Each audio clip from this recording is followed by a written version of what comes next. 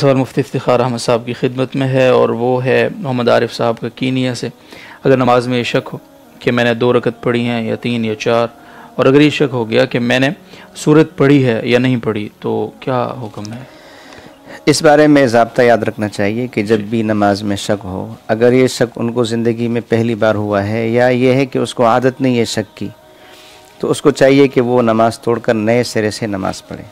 और अगर वो आदी है, उसको शक होता रहता है, तो ऐसी सूरत में सबसे पहले तो वो गालिब गुमान पर अमल करे कि उसका जहन ज़्यादा किस तरफ जा रहा है, उस पर अमल करे। अगर उसका गालिब गुमान यह है कि ये दूसरी रकात है तो दूसरी समझ ले। अगर उसका गालिब गुमान यह है कि तीसरी है तो तीसरी समझ ले। अगर उसका गालिब गुमान यह है कि मैंने सूरत पढ़ी है तो पढ़ी है, गालिब गुमान यह है कि नहीं पढ़ी तो पढ़ ले। ठीक है। और अगर गालिब गुमान उसका नहीं है बल्कि दोनों तरफ बराबर है, तो इसको शक कहते हैं। ऐसी सूरत में जो यकीनी सूरत है उस पर अमल करें। यकीनी सूरत का मतलब ये है कि अगर 2 और 3 में शक है तो इसका मतलब यह है कि 2 तो हो गई है, तीसरी में शक है तो उसको 2 समझ ले।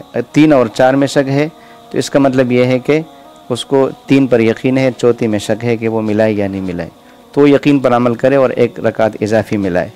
जिस सूरत में ये गालिब गुमान पर अमल करेगा उस सूरत में सजदा सहू की ज़रूरत नहीं है। ठीक है। और जिस सूरत में ये शक है उसको और उसमें से शक दूर करने के लिए उसने अक़ल और यकीन पर अमल किया है, तो उस सूरत में ये सजदा सहू भी करें।